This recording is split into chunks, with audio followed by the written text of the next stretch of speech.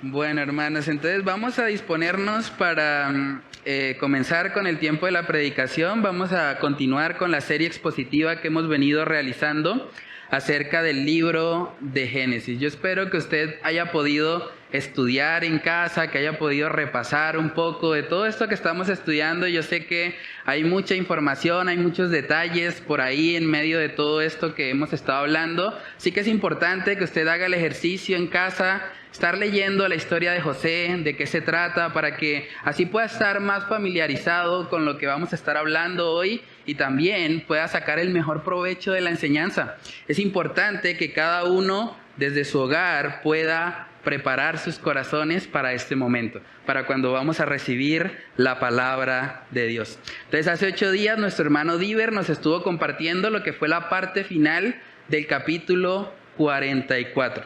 Y vimos algo muy interesante ahí porque vimos la actitud intercesora de Judá. Una actitud bastante sorpresiva en el sentido de que Judá hace unos años atrás había participado en la venta de José. Judá hace unos años atrás era una persona que practicaba la fornicación, que se acostaba con rameras. Y ahora vemos aquí a un Judá completamente diferente. Vemos a un Judá que realmente está enfocado ya no más en sí mismo, sino en los demás. Y veíamos cómo Judá estuvo dispuesto a colocarse como sustituto por algo que él no había cometido, por algo que él no había hecho. Y eso es impresionante porque eso muestra o refleja muy bien lo que es el amor sacrificial de Cristo. El amor sacrificial de Cristo, que siendo inocente estuvo dispuesto a colocarse en el lugar de los culpables. Esa actitud de Judá que vemos ahí finalizando el capítulo 44 es una ilustración de lo que es el evangelio de salvación. Judá, siendo inocente, se puso en el lugar de Benjamín, que aparentemente era culpable de haber robado la copa de plata. Judá, siendo inocente, estuvo dispuesto a entregar su vida voluntariamente, nadie lo obligó, voluntariamente puso su vida para salvar no solo a Benjamín, sino a toda la familia, a todos aquellos que estaban pasando por una hambruna mundial. Judá refleja muy bien al final del capítulo 44 la actitud de Cristo Jesús. Judá, siendo inocente, no se aferró a su inocencia. Siendo inocente, más bien se despojó de eso y estuvo dispuesto a ser tratado como un criminal. Es un reflejo del evangelio. Es impresionante. Yo creo que esa actitud de Judá, finalizando ahí el capítulo 44, fue muy probablemente lo que causó lo que vamos a estudiar hoy en el capítulo 45. Porque vamos a ver que José no pudo contenerse.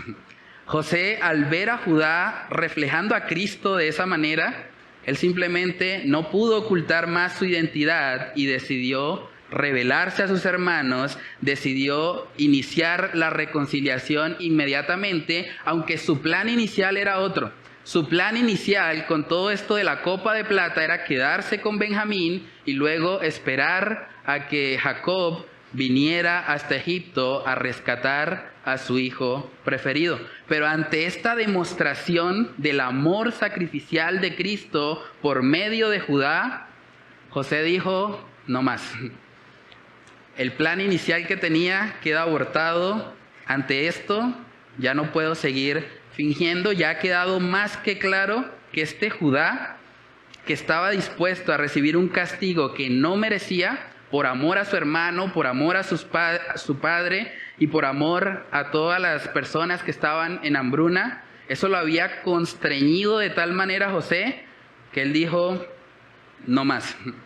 Cambio el plan y definitivamente voy a revelar quién soy y voy a mostrar realmente a mis hermanos mi identidad para que ahora juntos podamos iniciar una reconciliación con propósito. Ese es el título de la enseñanza de hoy. Entonces vamos a mirar Génesis 45, los primeros 15 versículos y luego comenzamos con oración.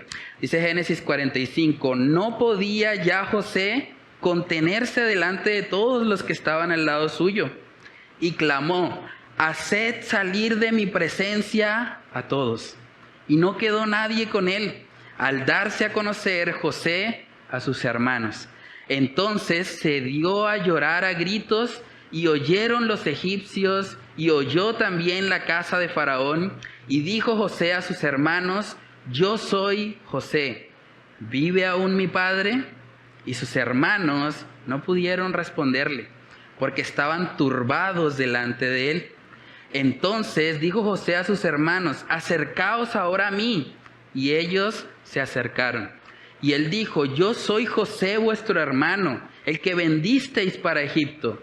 Ahora pues no os entristezcáis, ni os pese de haberme vendido acá, porque para preservación de vida me envió Dios delante de vosotros. Pues ya ha habido 2 años de hambre en medio de la tierra, y aún quedan 5 años en los cuales ni habrá arada ni siega. Y Dios me envió delante de vosotros para preservaros posteridad sobre la tierra, y para daros vida por medio de gran liberación. Así pues, no me enviasteis acá a vosotros, sino Dios, que me ha puesto por padre de Faraón y por señor de toda su casa, y por gobernador en toda la tierra de Egipto.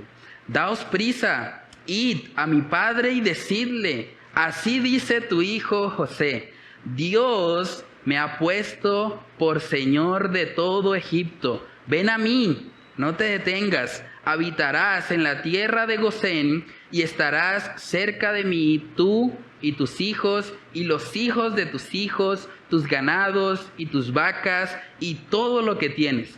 Y allí te alimentaré, pues aún quedan 5 años de hambre para que no perezcas de pobreza tú y tu casa y todo lo que tienes.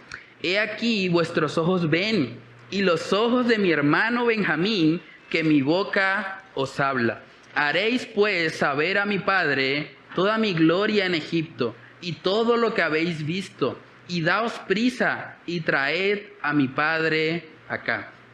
Y se echó sobre el cuello de Benjamín su hermano, y lloró. Y también Benjamín lloró sobre su cuello, y besó a todos sus hermanos, y lloró sobre ellos, y después sus hermanos hablaron con él. Vamos a comenzar con oración. Padre, te damos muchas gracias por permitirnos llegar a este pasaje de la Escritura donde podemos ver lo que fue esa reacción emotiva de José al contemplar la transformación que tú habías hecho en su hermano Judá. Él decidió simplemente rendirse. Él decidió dejar de ocultar su identidad y decidió revelarse tal cual es. Padre, gracias porque a través de esta reconciliación podemos ver cómo tú tienes un propósito aún en medio de las situaciones difíciles, aún cuando somos ofendidos, aún cuando alguien nos hiere, aún cuando la herida puede durar abierta por 22 años, tú tienes el poder para sanar, tú tienes el poder para reconciliar, tú tienes el poder para unir nuevamente aquello que el pecado ha dividido. Padre, oramos para que seas tú ayudándonos a meditar en cómo este pasaje de la Escritura aplica a nuestras vidas. Cómo este pasaje de la Escritura tiene cosas que decirnos hoy. Tiene cosas que debemos aplicar en nuestra vida cristiana hoy. Ayúdanos, Señor, a aprender de esa actitud de José, que estuvo dispuesto a rendirse ante ti, que no permaneció obstinado, terco en su plan inicial, sino que, por el contrario, al ser constreñido por ti, él pudo simplemente rendirse. Ayúdanos también a tener esa misma actitud. Que cuando en nuestras vidas, tal vez nuestros planes no están saliendo como pensamos o como queremos, que en esos momentos, al igual que José, también podamos rendirnos ante ti.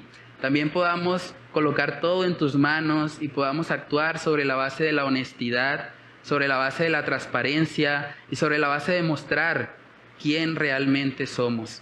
Padre, oramos para que tú nos ayudes a aplicar esta tu palabra en nuestras vidas. Te lo pedimos, Señor, en el nombre de Cristo Jesús. Amén y amén. Bueno, hermanos, entonces lo primero que podemos ver aquí en este pasaje es que José tuvo una reacción incontenible. Es decir, él no pudo contenerse. O sea, él al meditar en todo lo que Judá estaba haciendo, en su disposición a morir, sabiendo que era inocente, por amor a Benjamín, por amor a su padre Jacob, por amor al pueblo, él dijo, no, yo no puedo contenerme ante esto. Yo tenía un plan inicial y recordemos que el plan inicial era retener a José ahí en Egipto y hacer que Jacob viniera. Pero ante esa demostración del amor de Cristo reflejado en Judá, él dijo no, voy a hacer un cambio de planes. Un cambio de planes porque he sido contristado por Dios. Un cambio de planes porque he sido contristado por Dios. Génesis 45, verso 1 dice, no podía ya José contenerse. O sea, fue algo donde él realmente llegó al límite. Él dijo, ya no puedo más. No puedo ya contenerme delante de todos los que estaban al lado suyo, y clamó, haced salir de mi presencia a todos. Y no quedó nadie con él, al darse a conocer José a sus hermanos. Entonces se dio a llorar a gritos, y oyeron los egipcios, y oyó también la casa de Faraón. El primer punto que vamos a estar viendo en esta mañana es que hubo un cambio de planes después de ser contristado por Dios. Un cambio de planes después de haber sido contristado por Dios. Y eso tiene mucha aplicación para nuestras vidas. Porque lo que José está haciendo aquí es ser sensible a la dirección del Señor. Y a veces, como cristianos, podemos pensar, es que yo tengo un plan. Es que ya yo lo establecí así. Es que voy a cumplir con mi plan, cueste lo que cueste, porque yo ya lo tengo determinado así. Pero lo que vemos en José es que él tenía un plan inicial, pero también estuvo dispuesto a cambiar ese plan. Y lo cambió al ser constreñido, al tener esa profunda tristeza en su corazón y al decir, ya no más. Ya es evidente de que mis hermanos han cambiado. Ya he probado su arrepentimiento. Y ya no puedo seguir más en este papel de ser la autoridad egipcia, ruda, fuerte, de colocarme ahí como aquel que los está presionando todo el tiempo. No. Ya es suficiente y ahora simplemente voy a rendirme y voy a mostrar quién soy. O sea, imagínense por un momento lo emotivo que debió haber sido ese encuentro. Hace 22 años atrás, los hermanos lo habían vendido. Inicialmente lo querían matar. Y 22 años después, imagínense, José tenía 17 años cuando fue vendido. Para este momento tendría alrededor de 39 años aproximadamente, y en este momento probablemente ya físicamente cambiado, luciendo todo como un egipcio. Uno puede mirar un poco acerca de cómo era la cultura egipcia, y aquellos que estaban en una posición de autoridad, ellos se maquillaban, hombres que se maquillaban, hombres que usaban argollas, usaban el turbante egipcio tradicional que lo vemos de pronto en las películas. Imagínense a José de repente limpiándose la cara, de repente quitándose las argollas tal vez que tenía, quitándose el turbante egipcio, cambiando su idioma porque todo el tiempo estaba en el personaje de ser egipcio y hablaba en egipcio. Y ahora de repente viene a hablarle a sus hermanos en hebreo, en su propio idioma. Imagínense el impacto que eso debió haber causado en ellos. De hecho, dice ahí mismo en Génesis 45 que ellos se turbaron, no pudieron responder. Génesis 45:3 dice, y dijo José a sus hermanos, yo soy José, ¿vive aún mi padre? Y sus hermanos no pudieron responderle porque estaban turbados delante de él. Imagínese el impacto, imagínese ese reencuentro después de tantos años. Yo creo que ellos realmente no lo podían creer. Sería como ver a una persona que en nuestra mente ya estuvo muerta. Porque en la mente de ellos pensaban, bueno, lo vendimos y lo más probable es que ya esté muerto. Y de repente, 22 años después, aquel que creían que estaba muerto, está ahí. Y le está diciendo, yo soy José. ¿Cómo así? ¿No estás muerto? Pero pensamos que te habían matado los madianitas. Pensamos que, no sé, algo te había pasado. Pero, ¿en serio? O sea, Todo esto, o sea, tantas cosas que debieron haber pasado por la mente de los hermanos en ese momento que ellos simplemente no pudieron contestar. Ahí mismo en Génesis 45, en el verso 4, dice: entonces dijo José a sus hermanos: acercaos ahora a mí. Y ellos se acercaron. Y él dijo: yo soy José, vuestro hermano, el que vendisteis para Egipto. Muchos comentaristas bíblicos entienden que cuando él le dijo a sus hermanos que se acercaran a él, realmente era un eufemismo para decirles que se acercaran a ver su circuncisión. Porque si había algo que iba a poner totalmente en claro de que él era hebreo, era la circuncisión. Los egipcios no practicaban eso.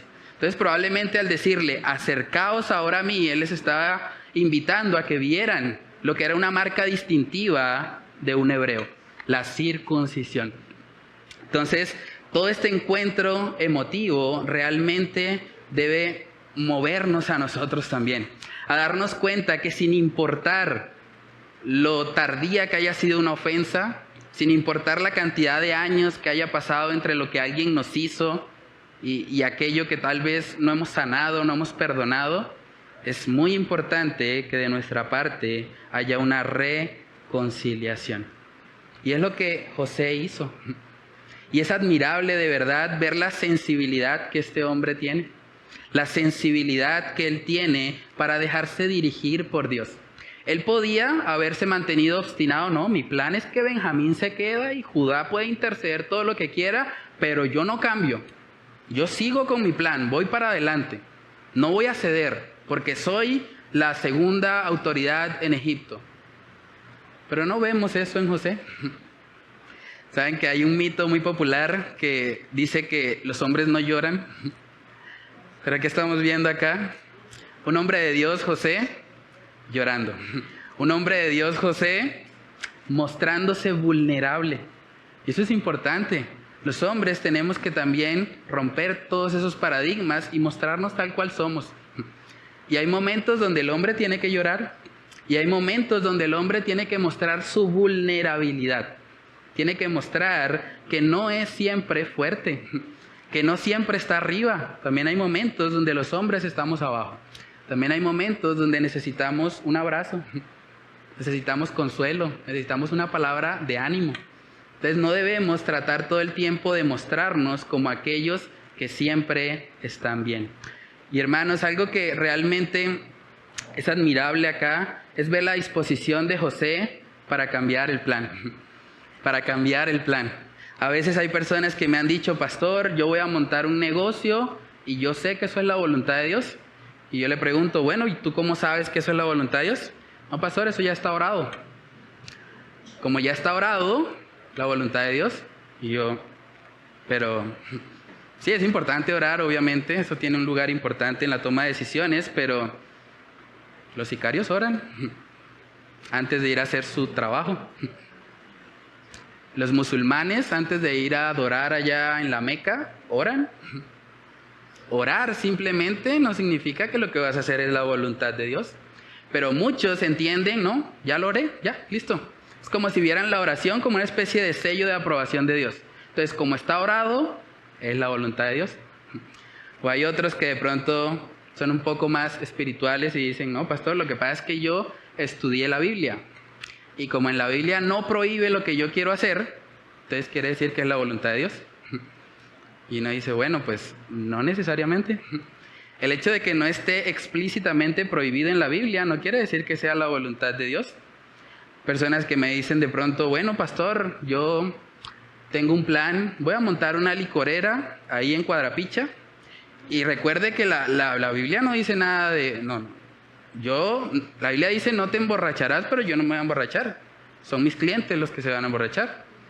Es más, yo la voy a montar allá en Cuadrapicha porque allá hay bastante joven y a ellos les gusta el trago y eso me va a ir tan bien, pastor, que le voy a dar un diezmo. Más, yo le voy a apartar algo ahí para la iglesia para que usted me respalde. Claro, tú no vas a encontrar un versículo bíblico explícito que te diga: no montarás una licorera.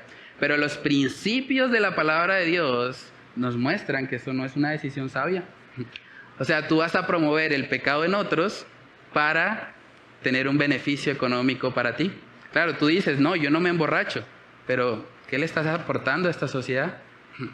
¿Qué va a pasar con esos borrachos que tú les estás proporcionando lo que es el objeto de su adicción?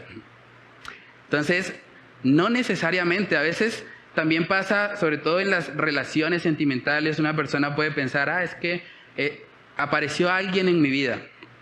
Y esa persona, yo no la busqué, pastor, llegó de repente. Eso quiere decir que Dios es soberano, lo que te enseña en la Biblia. Dios es soberano, Dios la puso ahí, se dieron las cosas. Entonces quiere decir que es la voluntad de Dios que esté con ella. Pero así no funciona la voluntad de Dios. La voluntad de Dios, dice la palabra, que es buena, agradable y perfecta. Y la voluntad de Dios está ligada directamente a los principios de la Escritura. Entonces tenemos que tener mucho cuidado con eso. Lo que vemos en José no es un deseo obstinado de cumplir con sus planes o justificarlos cueste lo que cueste. No es eso. Más bien lo que vemos en él es un corazón sensible. Un corazón que era consciente de que tal vez su plan estaba errado, tal vez necesitaba cambiar aquello que pensaba inicialmente que era correcto. Y eso es parte de la vida cristiana. Segunda de Timoteo 3, cuando habla de la Escritura, dice que toda la Escritura es inspirada por Dios y es útil para enseñar, para redarguir. La palabra redarguir quiere decir, básicamente, cambiar de opinión, ser convencido de lo contrario. Y hay momentos en la vida cristiana donde yo creía que era para la derecha y me tengo que ir más bien para la izquierda. Me tengo que dar cuenta que ese plan que yo pensaba que era correcto, realmente no era así. Y lo que vemos en José es un corazón sensible a eso. Un corazón que no estaba obstinado, no estaba terco en hacer las cosas como él le parecía, sino más bien que estaba dispuesto a ser dirigido por Dios. Dice en Salmos capítulo 19, y ese es un salmo precioso que yo creo que todos deberíamos atesorar en nuestro corazón. Salmos capítulo 19, versos del 12 al 13. Miren lo que dice el salmista. ¿Quién podrá entender sus propios errores? ¿Quién podrá? Es una pregunta retórica. ¿Quién podrá entender sus propios errores? Y miren su oración. Líbrame de los que me son ocultos. Líbrame de los que me son ocultos. Preserva también a tu siervo de las soberbias, que no se enseñoreen de mí. Entonces seré íntegro y estaré limpio de gran rebelión. Decía un predicador de hace muchos siglos, Agustín de Hipona, él dijo: Señor, si mis planes no son los tuyos, destrúyelos. Señor, si mis planes no son los tuyos, destrúyelos. Yo creo que esa debería ser la oración de cada cristiano. Señor, si aquello que yo estoy planeando, que me parece que es un plan ideal, excelente, que me parece que fue revelado desde el tercer cielo, no está acorde a tu voluntad, destrúyelo, Señor. Yo no quiero hacer mi voluntad, yo quiero hacer la tuya. Yo quiero que seas tú el que me dirija.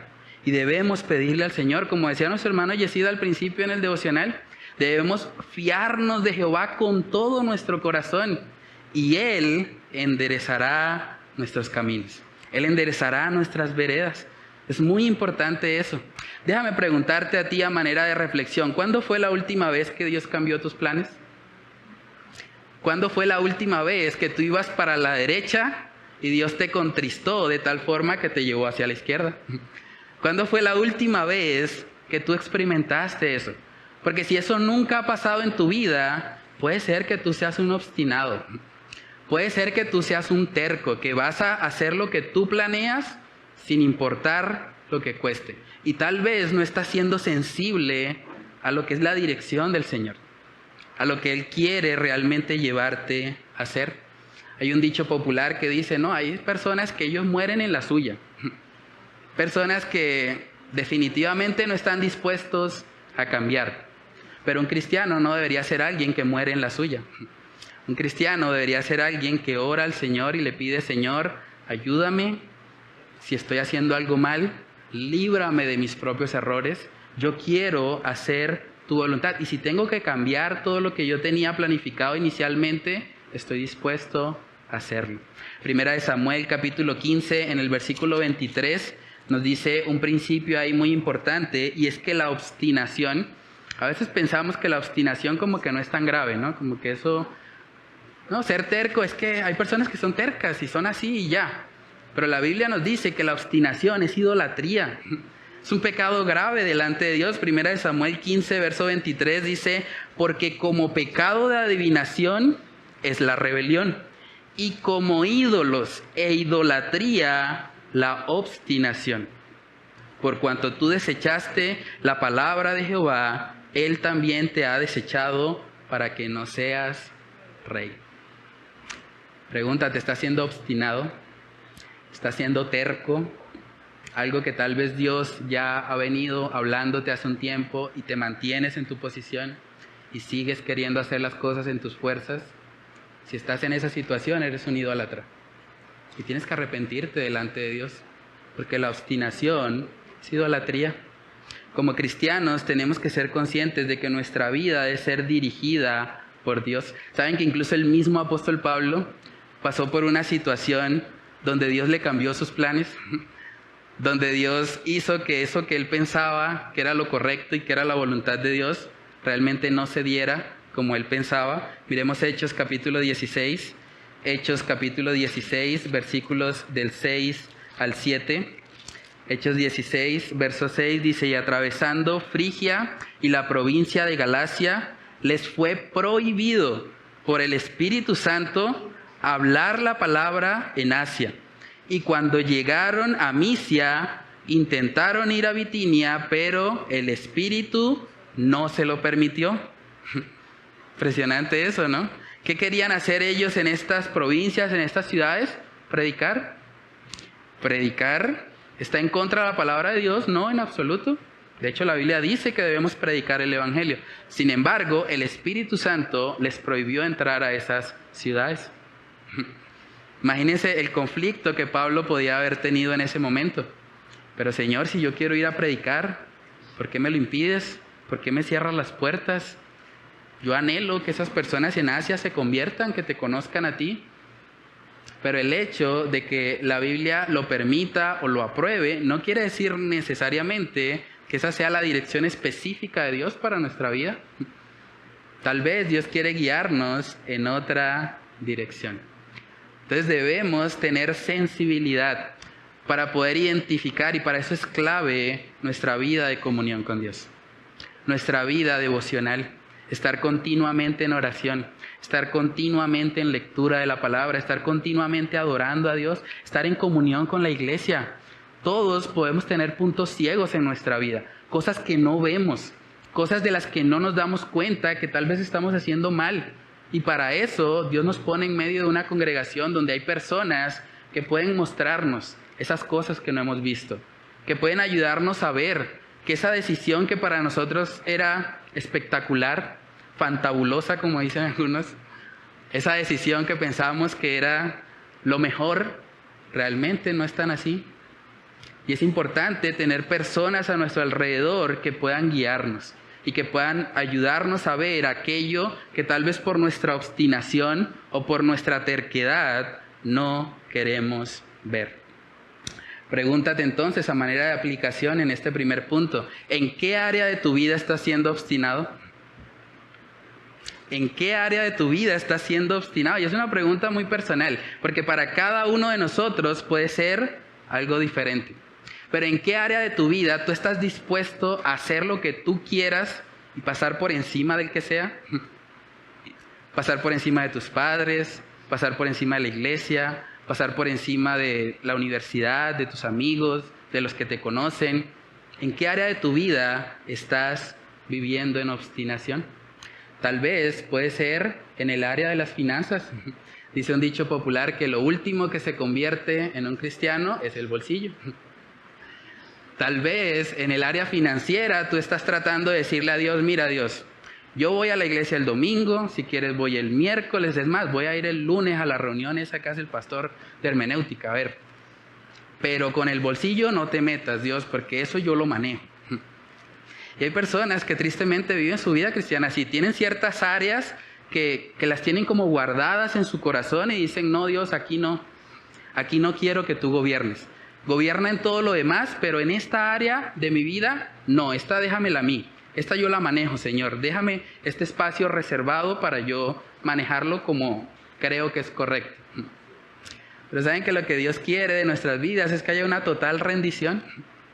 Tal vez el área que a ti estás tratando de ocultarle al Señor o estás tratando de no exponerlo delante de Él, tiene que ver con tu familia.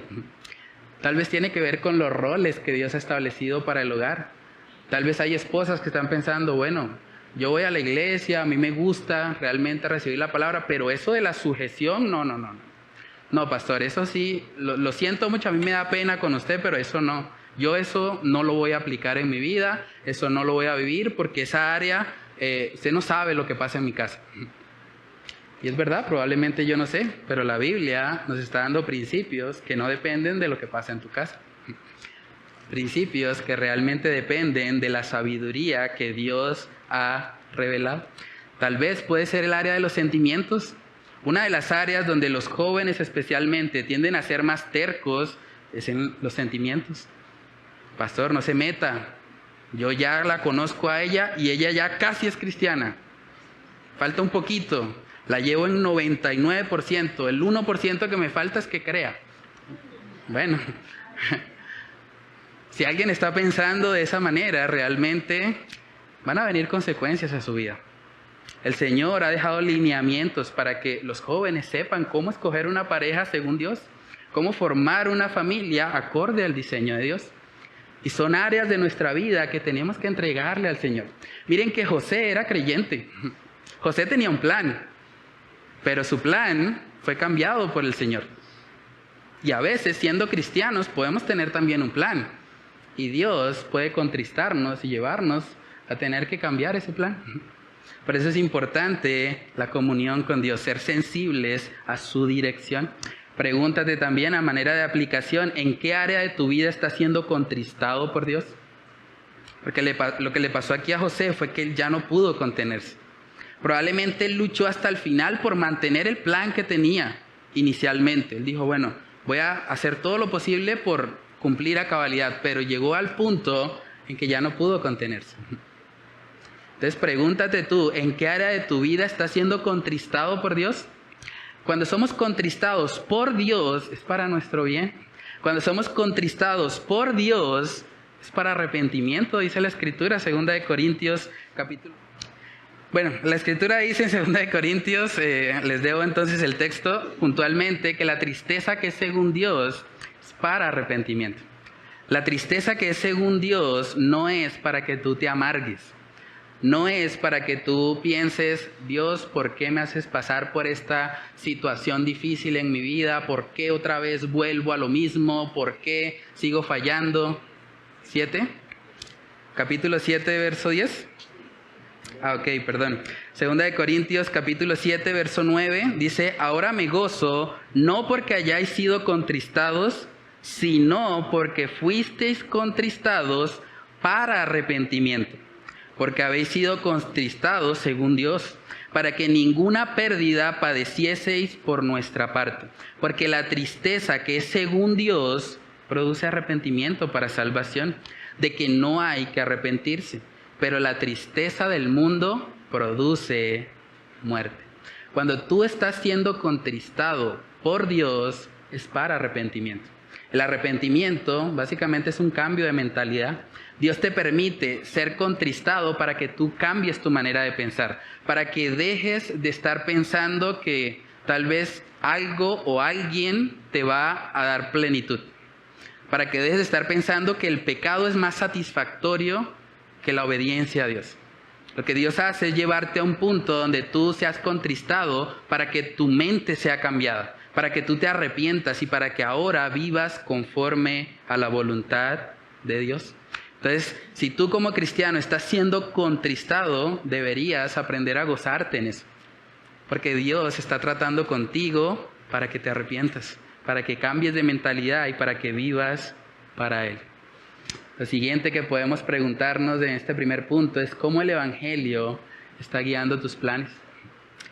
Cómo el Evangelio está guiando tus planes. Es muy importante. Nosotros como cristianos ya no nos pertenecemos a nosotros mismos. Como cristianos le pertenecemos a Dios. Por lo tanto, en cualquier planificación que yo tenga, el Evangelio tiene que estar presente. Recordemos que este cambio de planes de José ocurrió justo después de que él vio una ilustración viva del Evangelio en Judá. Después de que él contempló eso, fue contristado en su corazón y cambió el plan inicial que tenía. Entonces, en nuestra propia vida, cuando estamos planificando algo, debemos planificar de tal manera que el Evangelio esté en el centro. Entonces, pregúntate cómo el Evangelio está guiando tus planes. Cómo el Evangelio está presente en cada decisión que tomas. Si tú decides entrar a la universidad, pregúntate cómo el Evangelio está guiando esa decisión. Si tú decides trabajar, pregúntate cómo el Evangelio está guiando la decisión de ir a trabajar. Es muy importante que el Evangelio esté presente en cada decisión que tomamos. Dice ahí en 2 Corintios capítulo 5, versos del 14 al 15, dice, porque el amor de Cristo nos constriñe, pensando esto, que si uno murió por todos, luego todos murieron. Y por todos murió, y miren el para qué. Para que los que viven ya no vivan para sí, sino para aquel que murió y resucitó por ellos. Cada decisión que tú tomas en tu vida como cristiano debería ser el resultado de haber sido primeramente constreñido por el amor de Dios. De haber primero meditado en lo que fue su muerte, en lo que fue esa muerte sustitutoria, que Él ocupó el lugar que tú merecías. Después de haber sido constreñido, probablemente la decisión que tomes sí esté alineada a la voluntad de Dios. Y es lo que le pasó a José. Después de haber sido constreñido, después de haberse quebrantado delante de sus hermanos, él pudo tomar una decisión que era la voluntad de Dios. Y fue la reconciliación con sus hermanos. El segundo punto que vamos a ver en esta mañana es que esto fue una reconciliación propiciada por Dios.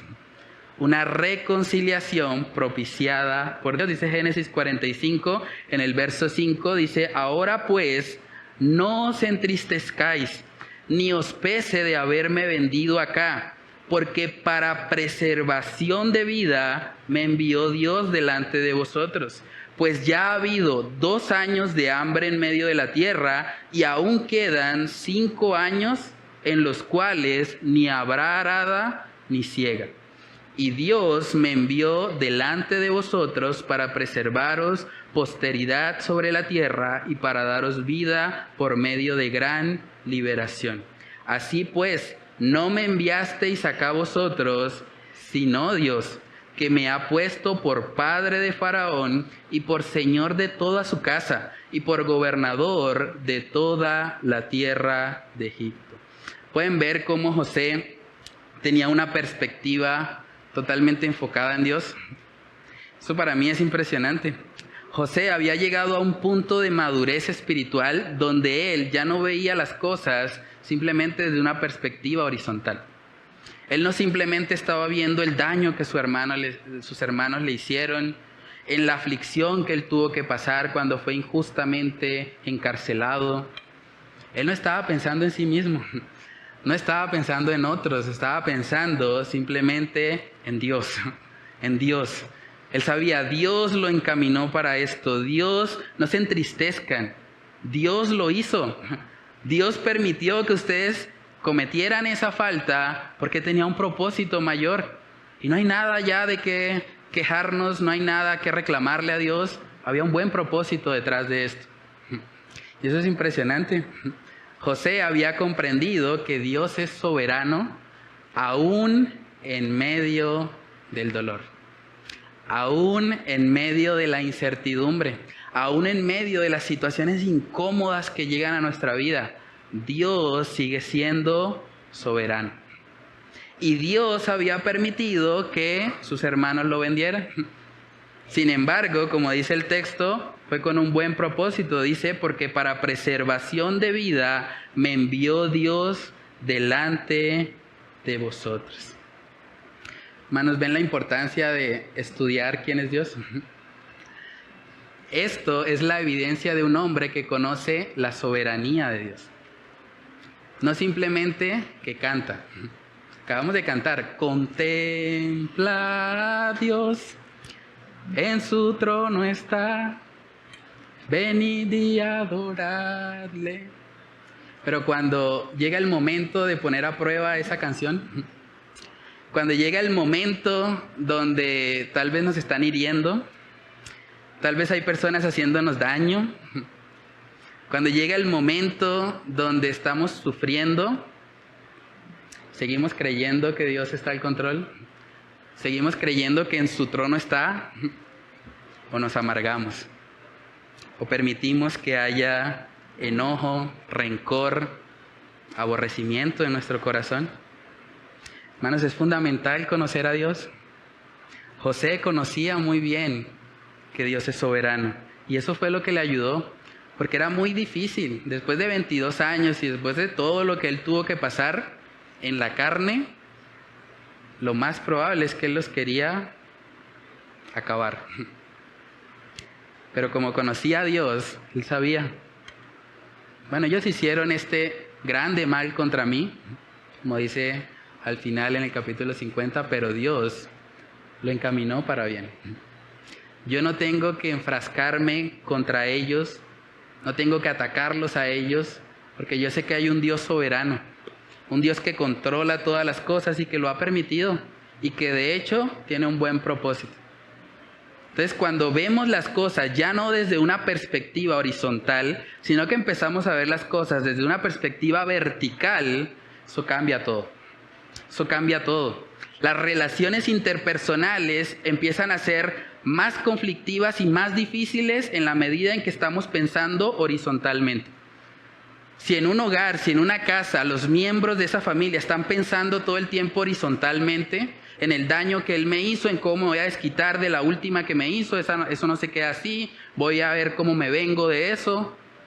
Es ahí donde vienen las guerras, los conflictos, los problemas. Pero si en ese mismo hogar esas personas, en vez de mirarse el uno al otro, empiezan a mirar a Dios, empiezan a contemplar que Dios tiene un propósito aún con las situaciones adversas y difíciles que llegan, ellos van a poder glorificar a Dios y van a poder hacer cosas como la que hizo José aquí. No enfrascarse en el daño que le hicieron, no estar lleno de amargura en su corazón por una falta, sino más bien reconocer que Dios tiene el control. Es muy importante eso. Como cristianos deberíamos conocer profundamente los atributos de Dios. De hecho, la Biblia dice en Juan 17 que la vida eterna es conocer a Dios. ¿Quién es Él? ¿Qué lo caracteriza? Deberíamos conocer eso. Es triste esta semana que pasó justamente, vimos la noticia en Colombia, muy lamentable, de un joven de 36 años, hincha de Millonarios, que decidió aplicarse a la eutanasia. Y cuando lo entrevistaron, esa persona decía, no, prefiero irme a quedarme acá sufriendo. Y yo decía, ¿cómo cambiaría el panorama si este joven conociera acerca de la soberanía de Dios? ¿Cómo cambiaría el panorama si él supiera que Dios puede usar aún el sufrimiento de su cuerpo como un medio para él glorificar a Dios? Como un medio para que su familia pueda ser salva, para que él pueda mostrarle al mundo lo que Dios puede hacer aún en la vida de un enfermo terminal. Pero al no tener esta perspectiva vertical, sino horizontal, decidió quitarse la vida. Yo creo que una de las razones principales por las que tenemos tantos problemas de salud mental hoy en día es que tenemos una perspectiva muy horizontal. Todo el tiempo estamos pensando en el aquí, en el ahora, en los problemas terrenales, pero no estamos aplicando lo que Dios dice, que pongamos la mirada en las cosas de arriba, que dejemos de mirar lo temporal, lo efímero, lo que va a pasar, y más bien contemplemos aquello que es eterno. ¿Qué hubiese pasado realmente en la vida de ese joven si hubiese conocido la soberanía de Dios? Si hubiese conocido los atributos de Dios en la Escritura. Es lamentable eso. Y las consecuencias siguen, porque así como este caso fue mediático, están ocurriendo. De hecho, según estuve mirando algunas estadísticas, en Colombia han ocurrido más de 700 eutanasias. ¿Y cómo ocurre eso? Porque no hay una perspectiva divina. porque no están pensando en Dios, porque la persona está pensando simplemente en su sufrimiento y dice, yo no quiero sufrir, prefiero matarme. Es la realidad. Han tratado de romantizar esta idea de la eutanasia como si eso fuese una muerte digna, pero realmente eso es un suicidio. Es un suicidio, porque el hombre no tiene derecho, no tiene potestad sobre su cuerpo, no puede quitar la vida que Dios mismo le ha dado. Pero para poder comprender eso necesitamos conocer a Dios, necesitamos saber cómo son sus atributos, cómo Él opera, cómo puede encaminar a una situación de dolor, aflicción y sufrimiento en un medio para su gloria.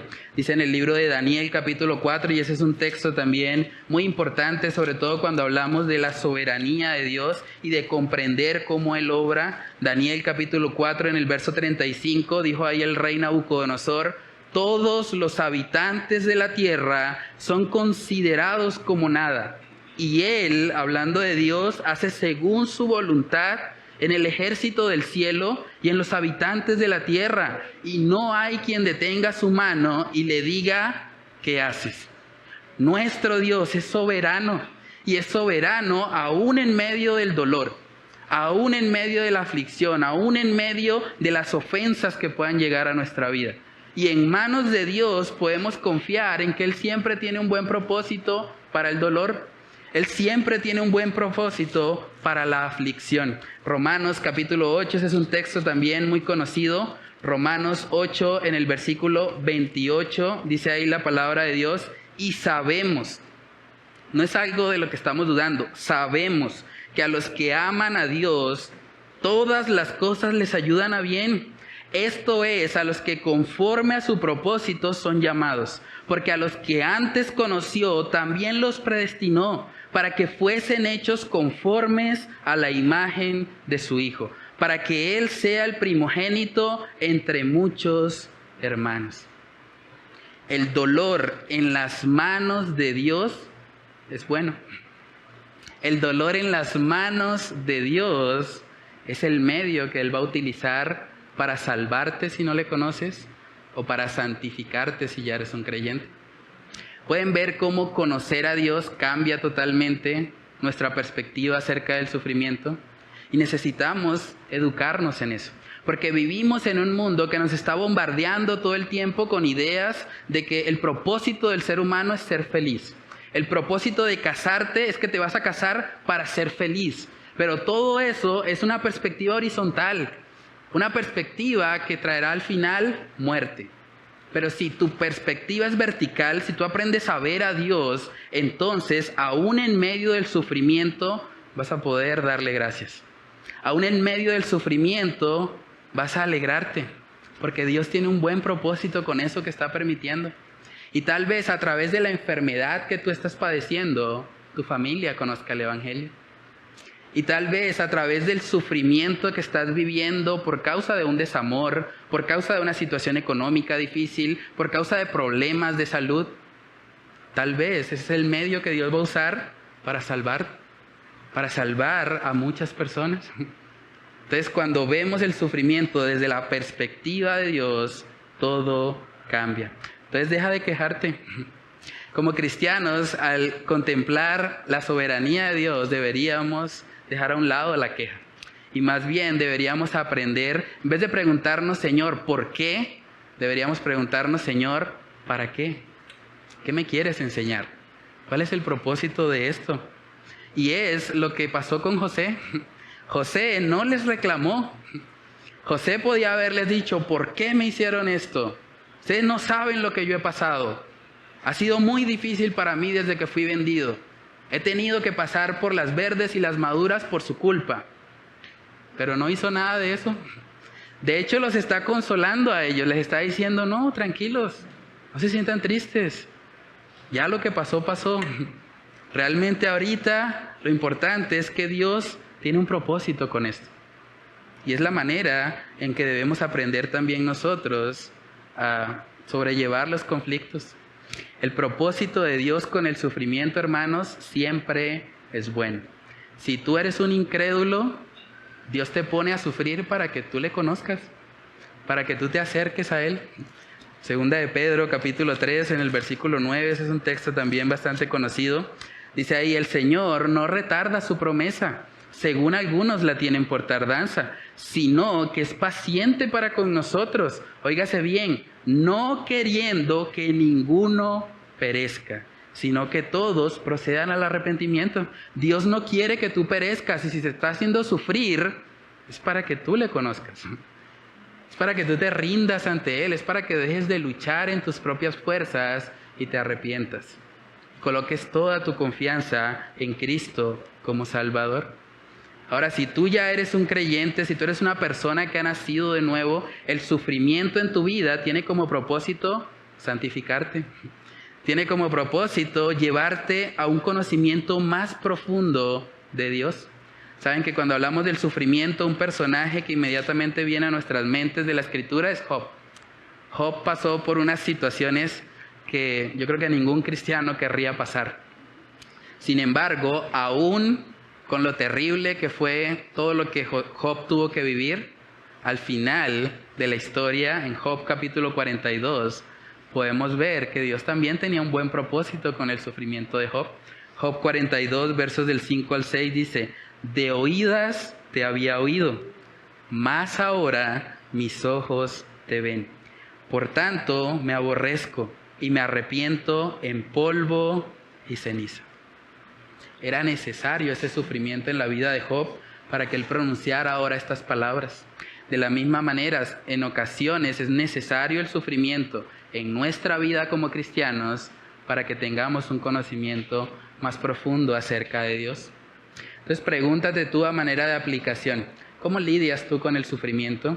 Todos de una u otra manera sufrimos. Tal vez algunos sufren porque económicamente la situación ha estado difícil. Otros sufren porque no pueden bajar de peso, tal vez. Otros sufren porque, no sé, sus planes no están saliendo como los tenían presupuestados. Todos sufrimos de una u otra manera, pero la pregunta no es si sufrimos o no, la pregunta es cómo lidiamos con eso. ¿Lidiamos con el sufrimiento con amargura? ¿Preferiríamos quitarnos la vida en vez de sufrir? ¿Cómo está nuestra perspectiva? ¿Cómo está nuestra teología acerca del sufrimiento? ¿Cómo lidias tú también con las ofensas? Cuando alguien te hace daño, ¿cómo lo ves tú? ¿Por qué esa persona me hizo daño? ¿O aprendes a mirar, Señor, qué me quieres enseñar con esta persona? Esa persona que me está fastidiando, esa persona que todo el tiempo me hace daño, me quiere atacar. ¿Tú realmente tienes una perspectiva horizontal cuando eso sucede? ¿O más bien una perspectiva vertical? Pregúntate también, ¿tú te llenas de rencor en tu corazón hacia alguien? Cuando alguien te ofende, ¿tú fácilmente eres una persona que acumula rencor en su corazón? ¿O has aprendido como José a ver a Dios, a ver la soberanía de Dios en todo y a reconocer que aunque esa persona te haga daño, por encima de esa persona está Dios? Y Dios ha permitido eso con un propósito. En Mateo capítulo 18 vemos cómo Jesús enseñó acerca del perdón. Y eso es impactante, porque cuando hablamos del perdón, la Biblia dice que nosotros debemos perdonar, incluso lo imperdonable en otros, porque así hemos sido perdonados nosotros en Cristo. Mateo capítulo 18, verso 21 dice, entonces se le acercó Pedro y le dijo, Señor, ¿cuántas veces perdonaré a mi hermano que peque contra mí? Y pregunta, ¿hasta 7? Yo me imagino a Pedro que le gustaba hasta cierto punto siempre ser el primero. Y él ahí diciendo, ¿hasta 7? Sintiéndose como muy espiritual. ¿Hasta 7, Señor? Porque yo podría 7. Yo soy el mero mero aquí entre los apóstoles. Y Jesús le responde, verso 22, Jesús le dijo, no te digo hasta 7, sino aún hasta 70 veces 7. Jesús subió totalmente el estándar y le hizo ver realmente que un cristiano debe perdonar infinitas veces. Si usted multiplica 70 por 7 da 490. Pero no quiere decir que usted deba llevar una lista y que entonces a la 491 ya no la perdono. No. Lo que el texto está enseñando realmente es que debemos perdonar todo el tiempo, porque así es como Dios nos ha perdonado a nosotros. Ahora, tratemos de pensar por un momento en esto. Vamos a hacer una situación hipotética. Imagínese por un momento que usted tiene una persona en su vida que, como dice el texto ahí, 490 veces, aunque la aplicación del texto no está ligada al número, pero trate de pensar en ese número, que 490 veces peca contra usted. Trate de pensar en eso. ¿Cómo reaccionaría usted ante esa persona? Que usted sepa que 490 veces le ha hecho daño. 490 veces ha querido ofenderlo, atacarlo. ¿Cuál sería su actitud frente a esa persona? ¿Contrataría a un sicario? ¿O usted tomaría venganza por su cuenta? ¿O pagaría mal por mal? ¿O estaría dispuesto a perdonar? ¿Estaría dispuesto, como dice José ahí, a ver a Dios en su soberanía obrando en esa situación? ¿Ustedes creen que es posible que una persona nos ofenda 490 veces y perdonarlo? ¿Es posible que eso suceda? O más bien, ¿es posible que eso suceda desde una perspectiva horizontal? ¿Desde nuestra carne perdonaríamos eso? La única forma de poder perdonar eso es con una perspectiva vertical. Es contemplando a Dios. Es recordando que nosotros hemos fallado más de 490 veces en contra de Dios y que por lo tanto no somos nadie para tratar de negarle el perdón a alguien. Ahora, como hemos hablado aquí muchas veces, cuando hay pecados reincidentes, cuando la vida está en riesgo, hay que tomar distancia. Hay que tal vez ir a las autoridades, hay que buscar la manera de salvaguardar la vida de una persona, pero el perdón no es negociable. Se tiene que perdonar, porque Dios nos ha perdonado. Ahora, yo no sé, tal vez haya personas aquí que tienen cuentas pendientes con alguien. Yo no sé, pero es probable. Somos un grupo numeroso. Es probable que haya personas aquí que tienen una cuenta pendiente con algún familiar. Una cuenta que tal vez ustedes mismos han tratado de como echarle tierrita, como dicen. Es que ya pasó mucho tiempo. Es que ya eso fue hace como 10 años. Eso fue hace tanto tiempo que eso ya, dejémoslo así. Pero lo que nos está mostrando aquí José y la aplicación para nuestras vidas es que no importa cuánto tiempo haya pasado, usted debe buscar la reconciliación. Usted debe buscar estar a cuentas con esa persona. Tal vez hay personas aquí que han tenido una situación difícil con un familiar, con un hermano, con un ser querido. ¿Qué tal si tú decides, al finalizar este servicio, llamar a esa persona? ¿Qué tal si tú decides hablar con ella y decirle, hermano, tío, primo, familiar, amigo, vecino, compañero del colegio, escuché un sermón que me confrontó y realmente entiendo que tenemos que arreglar las cosas? Por todo este tiempo he estado tratando de simplemente omitir lo que pasó, pero ahora entiendo de que es importante que haya una reconciliación. Y tal vez no van a ser los mejores amigos, pero es importante que usted pueda perdonar, que usted pueda soltar esa carga, sin importar la cantidad de tiempo que haya pasado. ¿Qué tal si tú decides perdonar en tu corazón a esa persona que abusó de ti? Hay personas que han sido abusadas, probablemente escuchando este mensaje hoy. ¿Qué tal si tú decides perdonar a esa persona? Tal vez no tienes que restablecer una relación con esa persona porque puede llegar a ser peligroso para ti, pero sí debes perdonarlo o perdonarla. ¿Qué tal si tú decides perdonar eso? Desde una perspectiva horizontal no lo vas a hacer, pero si tú lo miras desde una perspectiva vertical, entonces vas a poder perdonar. Es muy importante eso. ¿Qué tal si en tu matrimonio decides sentarte con tu cónyuge y hablar honestamente acerca de algo que tal vez tienes guardado en tu corazón? Algo que tal vez has preferido no decir por evitar conflictos, por evitar de pronto que haya problemas en el hogar, pero que también es necesario que salga. que también es necesario que se pueda sanar. ¿Qué tal si saliendo de acá como matrimonio deciden hablar al respecto? Deciden confesar algo que puede llevar 20 años atrás, o 22 como estamos estudiando, pero que es necesario también que sea expuesto, que sea perdonado y que haya una reconciliación.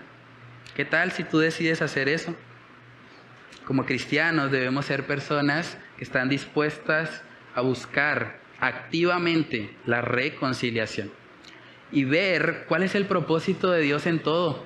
En vez de enfrascarnos en atacar a la otra persona o en buscar culpables, es que es tu culpa, es que tú me hiciste esto, es que fue por ti. Debemos aprender, como José, a mirar a Dios. Bueno, Dios permitió esta situación, algún buen propósito debe tener. Tal vez lo que Dios quiere como matrimonio es enseñarnos algo, un principio que no estábamos aplicando. Tal vez lo que Dios quiere es enseñarme que debo perdonar a ese familiar con el que he estado resentido, con el que he estado guardándole rencor en mi corazón. Y tengo que aprender a perdonar como Cristo me ha perdonado. Esa reconciliación que estamos estudiando aquí fue una reconciliación propiciada por Dios. Ahora, lo interesante de esto es que la reconciliación no solamente tenía como propósito que ellos pudiesen limar asperezas o que ellos pudiesen solucionar sus diferencias y ya, sino que también en la soberanía de Dios había un plan mayor. Y es lo que vemos ahí más adelante. Dice Génesis 45, verso 9, dice ahí: daos prisa, id a mi padre y decidle: así dice tu hijo José, Dios me ha puesto por señor de todo Egipto.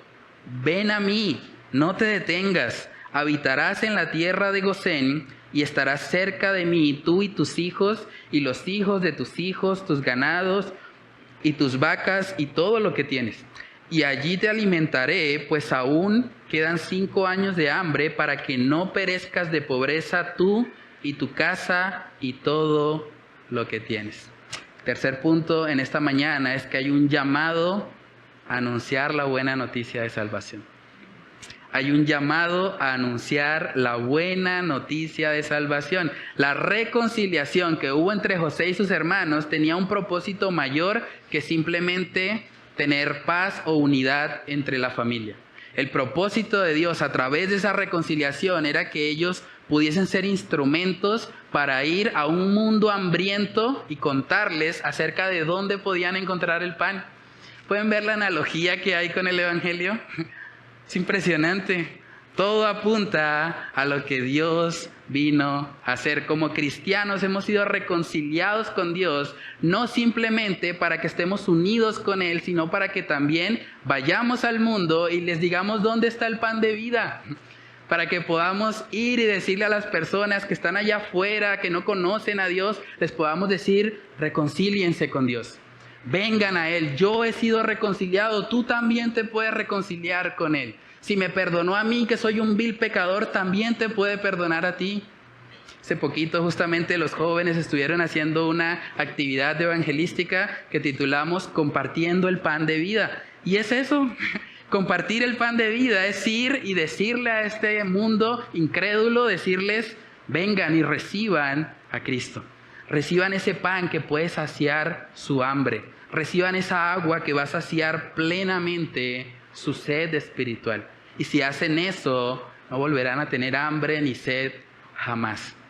Segunda de Corintios capítulo 5, vemos el propósito por el cual nosotros hemos sido reconciliados con Dios, que tiene una analogía directa en lo que fue la reconciliación de José y sus hermanos. Segunda de Corintios capítulo 5, verso 18 dice: y todo esto proviene de Dios, quien nos reconcilió consigo mismo por Cristo y nos dio el ministerio de la reconciliación. Que Dios estaba en Cristo reconciliando consigo al mundo, no tomándoles en cuenta a los hombres sus pecados, y nos encargó a nosotros la palabra de la reconciliación. Si usted es un cristiano que genuinamente ha sido reconciliado con Dios, Dios le ha dado un ministerio. Dios le ha dado un ministerio, y es que usted pueda ir al mundo y gritarle a este mundo incrédulo que se reconcilie con Dios, dice ahí en el verso 20. Así que somos embajadores en nombre de Cristo, como si Dios rogase por medio de nosotros. Os rogamos en nombre de Cristo, reconciliaos con Dios. El llamado del cristiano no es simplemente ser salvo él y ya. No es simplemente pensar, yo me voy a ir para el cielo, yo ya creí en el Evangelio y no me importa lo que pase en este mundo. No es así. El llamado del cristiano es que ha sido reconciliado para reconciliar. Ha sido reconciliado para que ahora pueda ir al mundo y hablar estas buenas nuevas de salvación. Cuando José se reconcilió con sus hermanos, lo primero que les dijo fue, corran, daos prisa, dice ahí en el verso 9, daos prisa, id a mi padre y decidle. Hermanos, si había prisa por simplemente ir a saciar una necesidad física, como era el hambre, ¿cuánta más prisa no debería haber por predicar el mensaje de salvación? Yo creo que algo que hemos perdido realmente como cristianos, como iglesia, es la urgencia de la predicación del Evangelio. Y es lamentable eso. Hemos perdido la urgencia. A veces convocamos misiones urbanas, van 5 personas. Y las 5 personas son las mismas del mes pasado. Convocamos un ministerio carcelario y decimos, hermanos, se abrió una gran oportunidad, podemos ir a las cárceles. Aparecen 2, 3 personas. Yo me pregunto, ¿dónde está la urgencia? Parece que es mucho más importante el trabajo, es mucho más importante la familia, es mucho más importante lo terrenal que aquello que es espiritual. Hemos perdido muchas veces el propósito para el cual somos iglesia. Porque somos iglesia no simplemente para vivir una vida moralmente mejor que la del mundo. Somos iglesia no simplemente para apartarnos de lo que los mundanos hacen y ser mejores que ellos. No es para eso. Somos iglesia porque tenemos el llamado de anunciar al mundo las buenas nuevas de salvación. Y deberíamos hacerlo corriendo. Deberíamos hacerlo con esta misma prisa. Porque este mundo necesita con urgencia el mensaje de salvación. Primera de Pedro capítulo 2 habla precisamente acerca del propósito para el cual nosotros nos hemos convertido en pueblo de Dios. Primera de Pedro 2 verso 9 dice, mas vosotros sois linaje escogido, real sacerdocio, nación santa, pueblo adquirido por Dios. Y miren el para qué. Para que anunciéis las virtudes de aquel que os llamó de las tinieblas a su luz admirable. Vosotros que en otro tiempo no erais pueblo, pero que ahora sois pueblo de Dios, que en otro tiempo no habíais alcanzado misericordia, pero ahora habéis alcanzado misericordia. Pueden ver el énfasis en que es un pueblo. No es simplemente la individualidad. Yo creo que hemos también abrazado en Occidente una cosmovisión individualista, donde simplemente pensamos en nosotros y cada cristiano dice, yo vivo mi fe personal, yo vivo mi fe a solas, pero realmente lo que Dios manda en su palabra es que somos unidos a una iglesia, a un colectivo, a un pueblo, a una nación santa. Y como iglesia, como pueblo, como nación santa debemos ir y debemos predicar el Evangelio a toda criatura. Yo me pregunto realmente si nosotros, si todos los cristianos vivieran como nosotros vivimos, ¿realmente alcanzaríamos a Bucaramanga con el Evangelio? ¿Alcanzaríamos a nuestra ciudad por lo menos? ¿O alcanzaríamos a nuestra familia con el mensaje de salvación? Es muy importante que recobremos el sentido de urgencia. Si ellos corrieron, si José les dijo, daos prisa, tienes que contar esto porque hay pan disponible para aquellos que están hambrientos. ¿Cuánto más nosotros que no estamos ofreciendo un pan físico o un pan material, sino un pan de vida, deberíamos también ser diligentes en correr y en anunciar al mundo la buena noticia de salvación? Dice ahí en Génesis 45, verso 11, dice, habitarás en la tierra de Gosén y estarás cerca de mí tú y tus hijos y los hijos de tus hijos, tus ganados y tus vacas y todo lo que tienes. Y allí te alimentaré.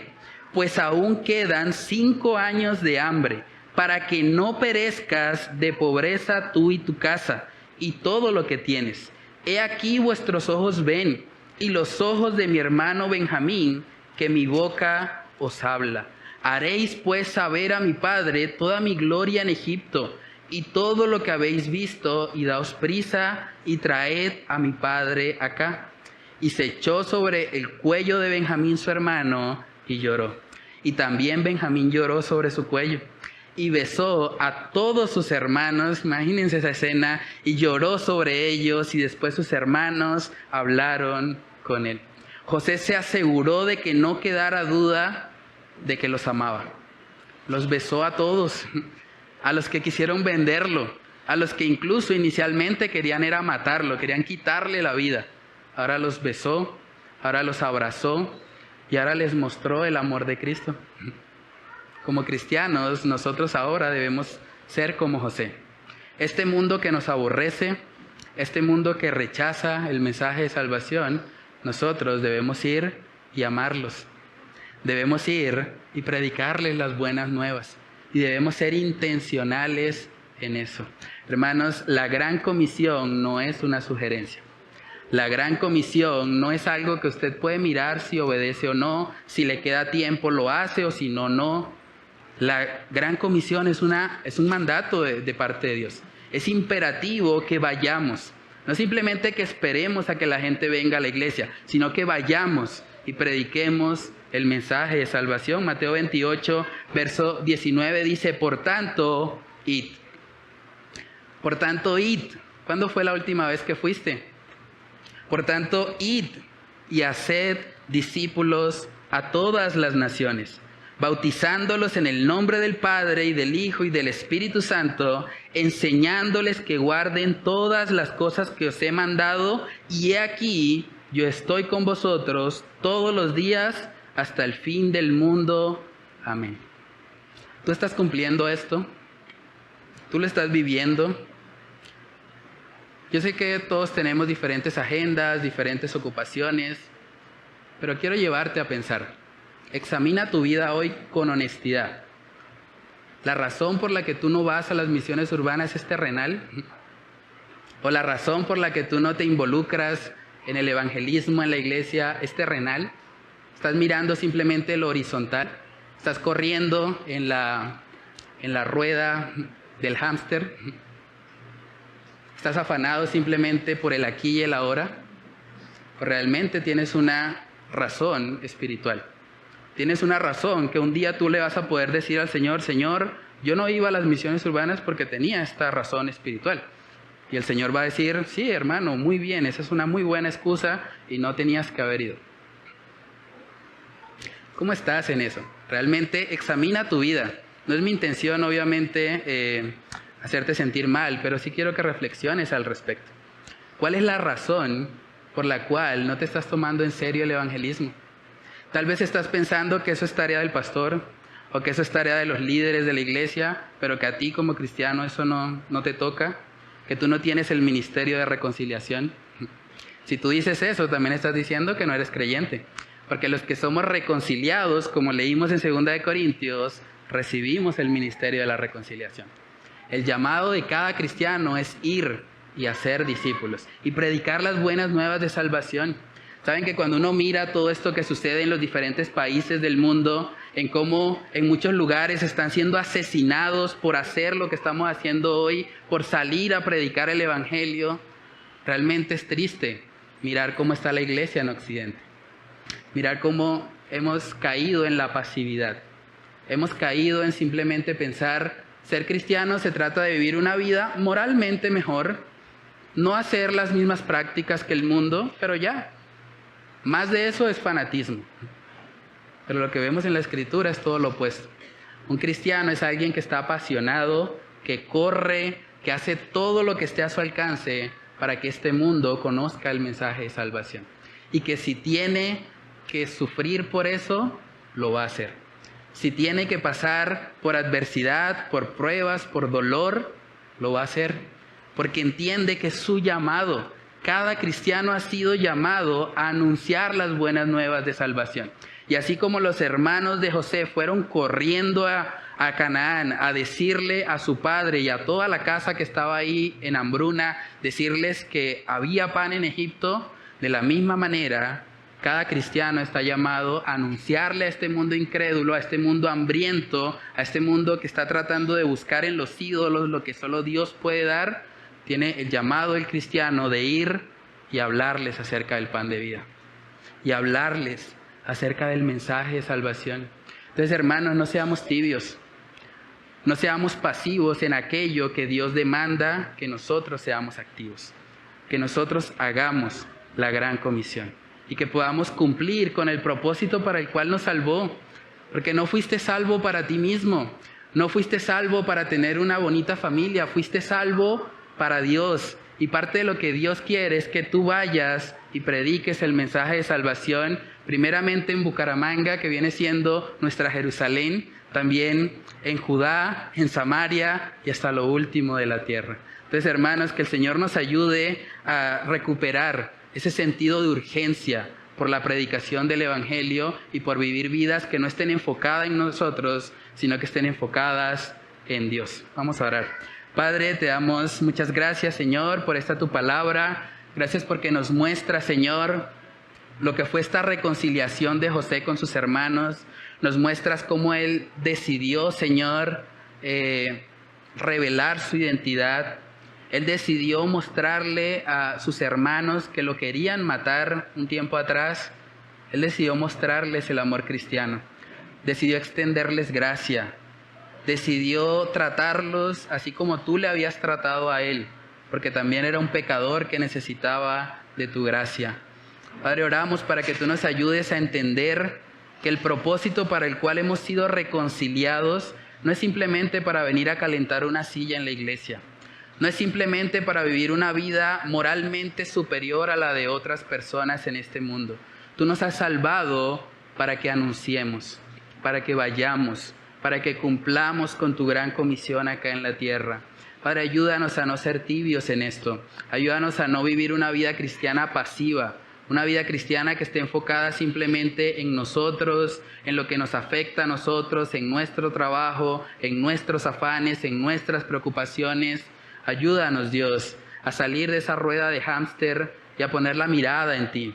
A recordar, Señor, que el que debe gobernar nuestro pensamiento y nuestras acciones eres tú. De que fuimos comprados a precio de sangre y que ya no nos pertenecemos más a nosotros mismos, sino que te pertenecemos a ti. Y ayúdanos, Señor, como iglesia, a cumplir con el verdadero propósito para el cual nos tienes acá, que es ser luz y sal de este mundo. Es que podamos ser un verdadero faro. No queremos llamarnos faros simplemente por tener un título más o por tener un nombre que nos represente, sino que realmente queremos llamarnos el faro porque queremos cumplir con lo que ese simbolismo transmite. Queremos alumbrar, queremos que en Bucaramanga se conozca la luz de Cristo, que en Bucaramanga haya personas que se rindan a ti, que puedan ver a Cristo como único y suficiente Salvador. Padre, ayúdanos a tomar las decisiones que sean necesarias. Ayúdanos a priorizarte a ti, a priorizar este mandato que tú nos has dado de la gran comisión y a no ser indiferentes, Señor, ante este llamado que tú nos haces por medio de tu palabra para que podamos vivir para ti, para que podamos honrarte. Padre, oramos que solo tú, Señor, seas exaltado por medio de la aplicación de tu palabra en nuestras vidas. Te lo pedimos, Señor, en el nombre de Cristo Jesús. Amén y amén.